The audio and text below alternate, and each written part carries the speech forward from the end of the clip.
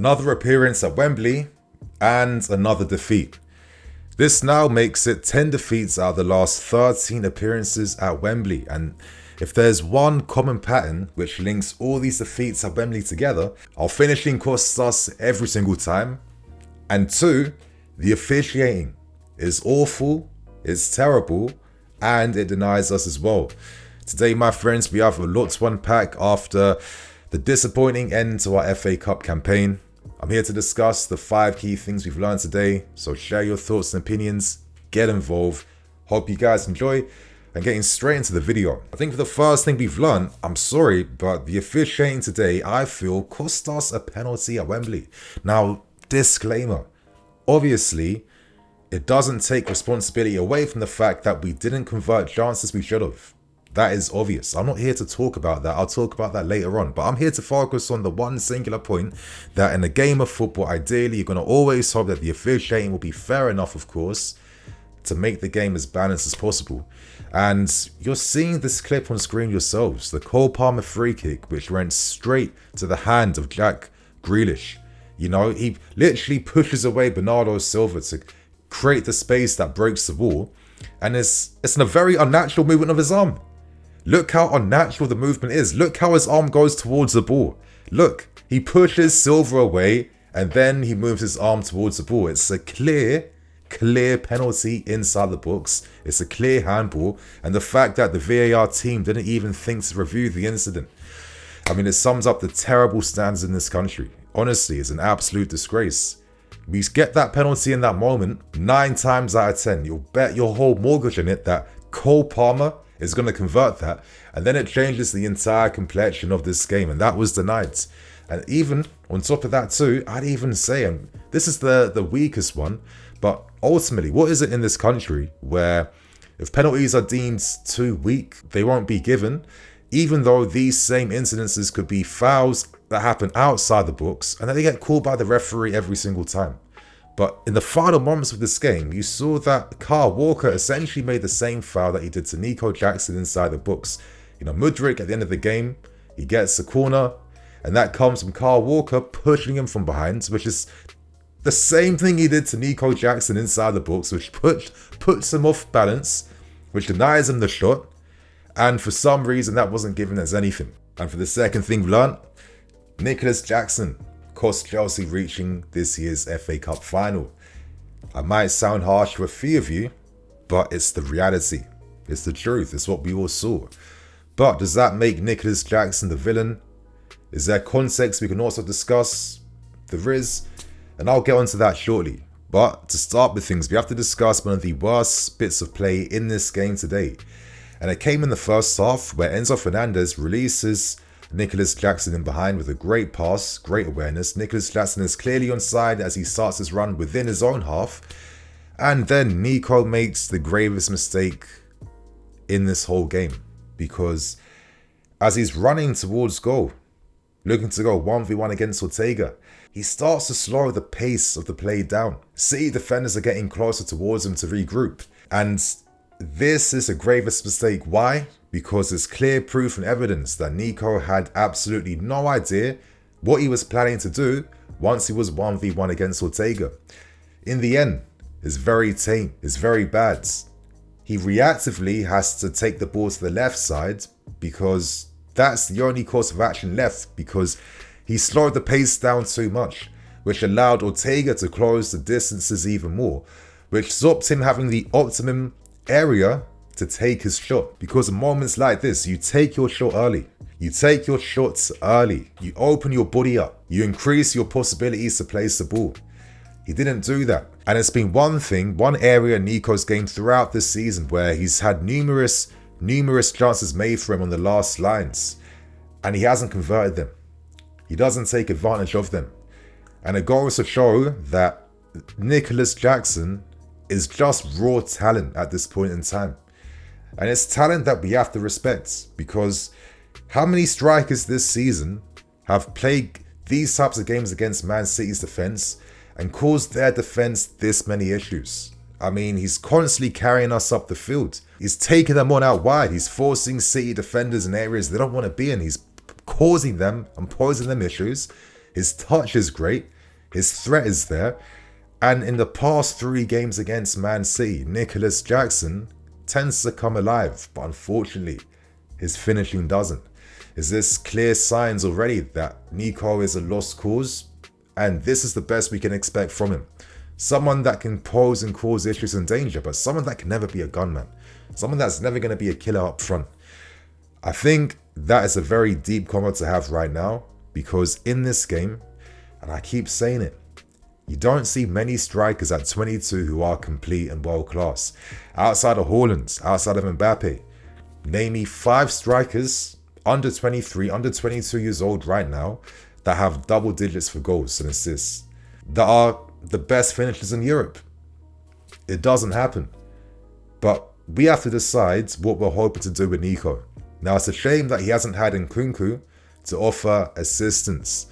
For Nkunku to allow Nico Jackson to maybe have the odd game on the bench, because he's been forced to play week in, week out, which has allowed him to improve and accelerate his development a bit more. But it goes to show that gap between being one of Europe's leading strikers, a great striker, and a talented striker. There's levels to this. It's a massive gap that you have to close. And Nico right now has a lot of work to do in this game. He has to learn how to take shots with his left foot. He has to improve his finishing technique in the sense that he goes for the same finishes. You're not seeing shots outside the box. You're not seeing dinks. You see a lot of flat efforts on goal where he's shooting with the side of his foot. Now that's going to work if you're playing for Villarreal and a mid-table team. But now you're going up another level. Now you're playing for a team like Chelsea where all eyes are on you. The responsibility, the pressure, it's on a different level. If Nico remains at Villarreal for the next 2 to 3 years, then he'd be able to iron out a lot of deficiencies in his games without the pressure on him, because there's no expectation. But the moment you come to a club like us, where you have unforgiving fans, but it's a very unforgiving community in the Premier League as well too. These are your make or break times where you either come back from this or the pressure gets to you and you fold, which has been the story of many Chelsea strikers over the years. But at the same time, I feel like with the raw talent we've seen, knowing the fact that this is a guy that has not played as much football throughout his career. He only broke into that Villarreal team during the second half of last season, and already the jump to now becoming a player that's playing week in, week out for Chelsea. That is crazy. That is a crazy jump up. And he's shown that he is able to float. He's not doing laps right now. And I think, unfortunately for him, as Chelsea fans, we haven't tended to see many young strikers leading the line for us. The last time we saw a young striker consistently leading the line was Tammy Abraham. And he still fell victim to tons of scrutiny and tons of criticism around his overall game. And it's a bit of a shame, because I keep saying this, there aren't many strikers this age who are this complete. They don't exist. Look at the leading scorers in Europe right now, outside of Harry Kane. Your second leading scorer is Girassi of Stuttgart. Strikers age like fine wine, they get better over time. And I believe that Nico has the talent, the first touch, the threat, the intelligence to be able to make that step up over the years. But it's something us fans will have to get behind and accept. I think if we're going to criticize him on social media, make him the villain, show our anger towards him, it's an outlet for us, but it's not constructive and it doesn't do anything, because the reality simply is, when you sign a guy from Villarreal that had that little experience, there was no way in hell this season he was going to be that finished marksman that's bagging us 30 goals and consistently scoring the big goals in the big games when we need him.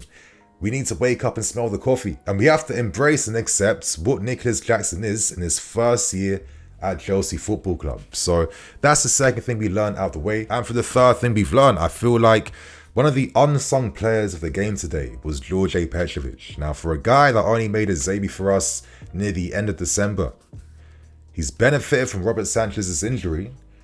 He's had moments of difficulties at times, which is natural, but today he put in a big goalkeeper performance. He made key saves, denying Foden on 2 occasions, making himself big, dealing with shots, dealing with the pressure, Man City have sustained pieces of play where they've kept the ball for a minute and a half and a shot comes. You have to be alert. You have to be ready because the shot could come from any angle in any situation. And Petrovic showed that he has the potential to be that big game goalkeeper because this is now another game at Wembley this year in which he stepped up big for the team. I think that he has to get some credit today because I thought he was impressive. He had that composure. He got loads of shots really well. And he was very strong from defending set pieces. He's a bit unfortunate that the ball deflects into Bernardo Silva's path, but to be fair, the defending before that move, that's what stops that situation. There's not much a keeper can do as well, unless he's forcing an incredible save in that moment. But I think today, George Petrovic stepped up, and I think he deserves a bit of credit for the other thing we've learned. Moises Caicedo needs to learn temperament in his game. Now, he is a talented player, and I think this guy has incredible potential where, in my opinion, if Gallagher does go, I'd love to see him become this generation's version of Michael Essien because he has a lot of those overall qualities in terms of his ability to carry the ball, that aggressiveness in the tackle, his ability to link the play, his build-up, his first touch, his intelligence. There's a lot of great components to his game. But one of the rawest aspects of Moises Caicedo right now is his temperament and how he controls himself in game. Because he puts the team under a lot of pressure because, number one, he's too aggressive, and number two, he's too impetuous. He wants to rush and force things from happening. And there were big moments in this game which could have worked against us. Played this game 1 yellow card away from being sent off, and after he picked up that yellow card, and listen, the referee gave him a few fouls for us before he finally got a booking. Moises then put himself under more pressure, where he easily could have gotten a second yellow card if he was not careful. Obviously, that incident on Jack Grealish, thank God that wasn't re-reviewed. Moises has to learn that you don't have to win every single tackle to help your team defend. Because for the goal we conceded, I do a lot of analysis videos, I rewatch games back, I look at the players' compilations individually. I see a lot of patterns, and I think one pattern I've been noticing is that Moises has a habit of leaving his defensive position to force defensive engagement he doesn't have to do. Because in the goal we concede, De Bruyne is in a gap in space and there's 4 Chelsea players around him. But this is the thing with the best players. The moment you are just a split second late to dealing with them, that is the difference between being punished or not. And what I'm saying is that Moises Caicedo decides to double up alongside Disasi. I don't think he had to do that. He was man-marking De Bruyne. He had to stay in his position. He makes a last-minute decision to double up with Disasi, and by doing that, it then meant that Enzo Fernandez had to be instantly alert at that pinpoint time Caicedo left his position to then have to see and deal with De Bruyne. And obviously, he does that, but it's a second too late. It's a second too slow. And yet again, that same passing move in which Man City spam was the move that cost us the game and cost us reaching the final. And it could have been prevented if Moises had that temperament, had that discipline to keep his position, to force Man City to move the ball backwards again. That's what we had to do because Doku had limited options out wide, and all he could do, and all he was hoping for, was that De Bruyne would somehow be unmarked inside the box because he's looking to slip in that reverse ball. And I think Moises has done this quite a lot where he leaves his defensive position to try and force a tackle that he's not going to get to or win, which then puts his midfield partner under pressure, and then there's a hole and gap left and behind. And today, we got punished by this detail, a detail I feel that Caicedo can improve upon, but then it reminds me that he's raw. He's young, and he needs time in his game to develop. I'm not here to hate. I'm here to point out some of the areas that matter when a big team has that elite defensive midfield player, because these are the details the elite defensive midfield players have on point. And to move on to the next thing, we have to accept some of the positives in this game today. It might sound mad, but we still went toe-to-toe against Man City. This young, inexperienced Chelsea team, full of mistakes, full of individual mistakes, poor finishing, poor match temperament. We can still cause a team like Man City consistent issues, one of the best teams in the world that have been winning consistently every single year since Guardiola's taken over. And us in our first year development can go toe-to-toe, force moments, force opportunities, and play with fearlessness. This is the energy and the main positive that we can take forward into the future. That this team doesn't feel the pressure against any opposition they play against. And even though they're youthful and inexperienced, they will take the game on with the best energy you're expecting to see. As I said, not many teams are going to have that type of bravery to even be pushing fullbacks up against Man City, knowing that you're going to get punished. You know, the players for large parts of this game were following the tactical plan and doing their best with that. I've regularly saw Nicolas Jackson, for example, falling back in the positions he has to stop the ball going into Rodri and Akanji. You see these positive signs and moments, and you see a team that looks to play with that fearlessness and make things happen. Unfortunately, we just don't have the quality. Unfortunately, most of these players aren't 25 or 26 or 27 like what Man City's players are. And normally that is the experience in terms of how you control yourself in the big occasions, the big moments that separates talented teams from the best teams. But we can still take the positive away that this young team, for all the things working against us, can play these big games against big opposition. And it is the best show of sign of evidence that we did sign great talented potential. And I guess right now it's all about how we cultivate that and how we develop these guys to be better and ready for the future. We made better chances compared to Man City. We were regularly opening them up in the wide areas. They regularly couldn't cope with our pace and behinds. We were regularly throwing men forward in attack. There were great signs of promise here compared to a lot of Chelsea performances over the years where all we do is park the bus and hope for the best. So we can't deny what was a very spirited performance from this team, even if the result didn't go in the way we wanted. So that's the fourth thing we've learned. We now end things with the final thing learned, and I want to talk about Mudryk. You always hope for a bit of inspiration when he comes on the field, because you're hoping at least, can he utilize his pace in behind to stretch the opposition? Can he force a cross? Can he force a moment of play that can help the team? And sadly, he makes the wrong actions a bit too much. Now, he's a player that on paper has all the attributes you want. But Mudryk's issue right now is that he doesn't know how to properly utilize the skill set. There were certain times where he should have been running in behind to force Ben to play a pass over the top. He didn't do that. There's times where he's not playing the pass when he could. He's not taking the shot when he should, and his crossing today, you know, very poor crosses. 2 crosses which completely miss everyone inside the box. He'll be disappointed by that because he's a player that puts in a lot of work in training sessions and working behind the scenes, and at this moment, it's not consistently working for him. Is there an argument that Mudryk would benefit long term if we focus more of our attacks down the left-hand side? Maybe. But that gets harder when you have Cole Jermaine Palm on the right-hand side, one of the best players in Europe this season. And obviously, you're going to be playing towards your best player. Hence why Mudryk has to accept this is life at the big clubs. You're not at Shakhtar where everything's going to go through you now. It's time to step up a bit more now. He does have potential, but equally, we have to see more consistent signs of this potential, because at this club, we've seen many a player with great potential X, Y, Z. And to be honest, I feel like they've shown a bit more already in little game time. And right now, I'm not seeing enough from Mudryk.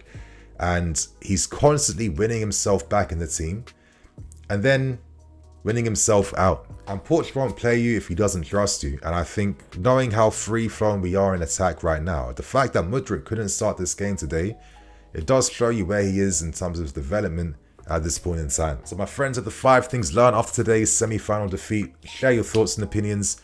See you guys later with some more videos. Cool.